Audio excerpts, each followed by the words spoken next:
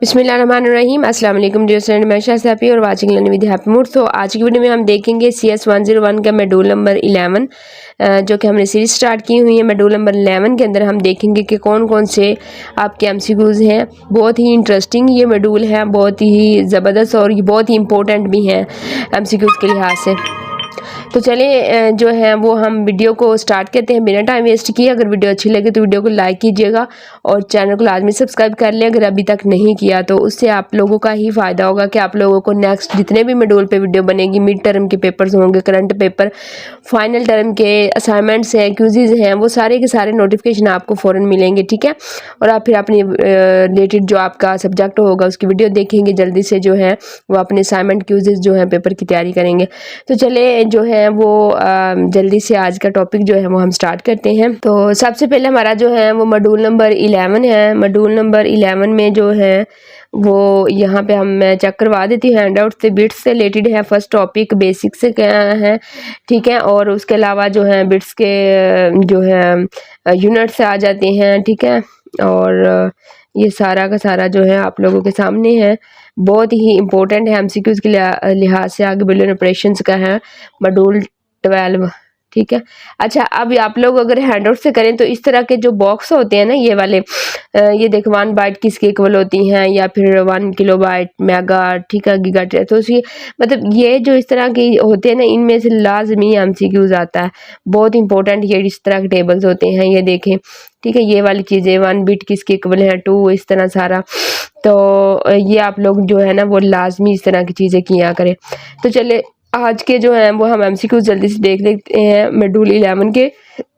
सबसे पहला हमारा जो है वो बेसिक्स का जो है 1.1 में, इसमें तो कोई भी MCQs नहीं बन रहा। Information to store bits and bits units, ठीक है, ये बताया हुआ। तो बेसिक्स से जो है वो हम बिट का जो आगे मॉड्यूल 11 का जो टॉपिक 1 है वो बिट्स है, और बिट्स का आगे है 11.1 यानी कि बिट्स का जो आगे टॉपिक का जो सब टॉपिक है वो बेसिक्स के हैं। तो यहाँ पे क्वेश्चन नंबर 1 हमारा ये है कि what does the term bit stands for, ठीक है। उनके बिट को बेसिकली हम कहते क्या हैं, तो ये बाइनरी डिजिट्स होती हैं, ठीक है। ये वाला देखा, short form of binary digits, ठीक है। तो ये आप लोगों को इस तरह भी आ सकता है इसका क्वेश्चन के बिट की शॉर्ट फॉर्म क्या है, वो बाइनरी डिजिट्स हैं। ये आपको इस तरह से भी MCQs आ सकता है, ठीक है। सो आप लोग को ये नॉलेज होना चाहिए, पता होना चाहिए चीज़ों का।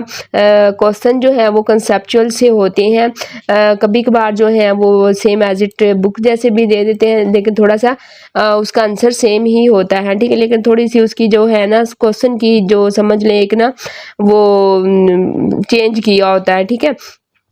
तो यहाँ पे बिट्स स्टैंड फॉर अगर आ जाता है तो तब भी बाइनरी डिजिट्स हैं। अगर वो कहते हैं कि इसकी शॉर्ट फॉर्म क्या है बिट्स की, तो बाइनरी डिजिट्स हैं, ठीक है। इन्फॉर्मेशन फॉर कोड्स पैटर्न 0 और 1, ठीक है, वैल्यू 1। तो अब यहाँ पे है हमारा करेक्ट ऑप्शन जो है वो है हमारा यहाँ पे बाइनरी डिजिट्स, ठीक है। C ऑप्शन हमारी यहाँ पे करेक्ट है। उसके बाद हमारे पास आ जाता है, थोड़ा सा इसको बड़ा ही कर लें साइज में। उसके बाद हमारे पास आ जाता है क्वेश्चन नंबर 2 के what are the only 2 values are bit in can have, ठीक है, 0 एंड 1। वो कह रहा है कि जो ओनली 2 वैल्यूज होती हैं बिट के अंदर, तो वो कौन सी हैं। तो वो हमारे पास ऑप्शन डी जो है वो करेक्ट ऑप्शन है, 0 एंड 1, ठीक है। 0 एंड 1 की फॉर्म में जो है डाटा हमारा स्टोर होता है कंप्यूटर के अंदर, ठीक है। यहाँ पे भी आप देख सकते हैं information for goods to pattern 1 0 and 1, only 1 bit can have only 2 values 1 and 0, ठीक है।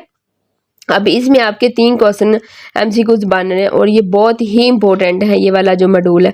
नेक्स्ट जो मॉड्यूल है वो इंटरेस्टिंग भी है और इम्पोर्टेंट भी है पेपर्स के लिहाज से, ठीक है। अच्छा, उसके बाद हमारे पास आ जाता है क्वेश्चन नंबर 3 के इन कंप्यूटर में तमाम जो टाइप्स ऑफ इंफॉर्मेशन होती है स्टोर्ड एज, ठीक है। वो कह रहे हैं कि कंप्यूटर के अंदर जितनी भी टाइप की इंफॉर्मेशन होती हैं वो किस में डिजिट्स में स्टोर की जाती हैं, ठीक है। तो वो बिट्स यानी 0 एंड 1 की शक्ल में। तो ऑप्शन बी जो है, C जो है वो हमारे पास करेक्ट ऑप्शन है। देन हमारे पास आ जाता है 2 व्हाट बिट्स कैन रिप्रेजेंट, ठीक है। 11.2 मॉड्यूल 11 का जो हमारा टॉपिक 1 था उसका आगे सब टॉपिक 2 है, व्हाट बिट्स कैन रिप्रेजेंट, ठीक है, ये वाला। तो 0 एंड 1, ठीक है। अब यहाँ पे कि बिट्स इन कंप्यूटर में can be use to represent, तो numbers, text, audio, video, text. Option D जो है हमारे पास जो है वीडियो एंड इमेज, तो ये करेक्ट ऑप्शन है। उसके बाद हमारे पास 5 क्वेश्चन है इन कंप्यूटर में chip how is the bit represent, ठीक है। तो इसमें हमारा जो है electric charge 0 and 1, C option जो है हमारे पास है वो करेक्ट ऑप्शन है, यहाँ पे भी ये दिया गया है, ठीक है, इसमें से। उसके बाद आ जाता है बिट यूनिट्स। बिट यूनिट्स हमारे पास आ जाते हैं हाउ, अच्छा अब इसमें से इनमें से वो कोई भी क्वेश्चन दे सकते हैं इनमें पांचों में से कि 1 बाइट किसके इक्वल है, या फिर आपको ये वाला दे देते हैं, पूछते हैं कि ये किसके, इसका यूनिट्स क्या है, या फिर आपको यूनिट दे देंगे, वो पूछेंगे कि इसकी जो है वो किसके इक्वल है, ठीक है। तो ये आपने बॉक्स जो है ना वो अभी इधर से हैंडआउट्स मैंने ओपन किए हैं, ये आपने खुद से भी ये पांचों याद रखने हैं और इसमें से लाजमी एमसीक्यूज पूछा जाता है। अच्छा उसके बाद यहाँ पे है कि how many bits are in 1 byte, ठीक है। तो हमारे पास आ जाएगा ऑप्शन डी 8 होते हैं, ठीक है। 1 बिट हमारे पास 8 बिट्स 1 बाइट सॉरी 8 बिट्स के इक्वल होता है, ठीक है। देन हमारे पास क्वेश्चन नंबर 7 है कि 1 किलो बाइट जो है वो इक्वल होता है हमारे पास ऑप्शन सी के इक्वल है, ठीक है।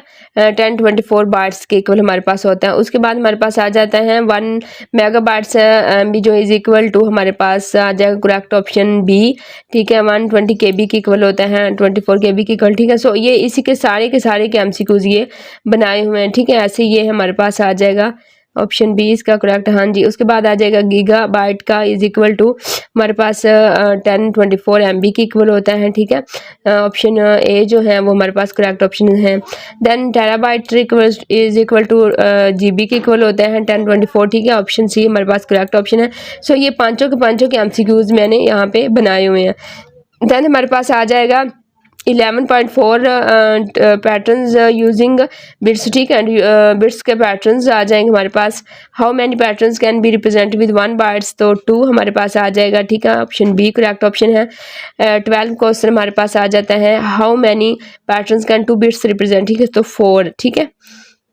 यहाँ पे हमारे पास है 1 जो है वो 2 को, 2 जो है वो 4 को, यहाँ पे मैं आपको दिखा, हाँ ये वाला, ठीक है। नंबर ऑफ पैटर्न्स 1 बिट होता है तो उसका नंबर ऑफ पैटर्न्स 2 है तो 4, 3 है तो 8, ठीक है।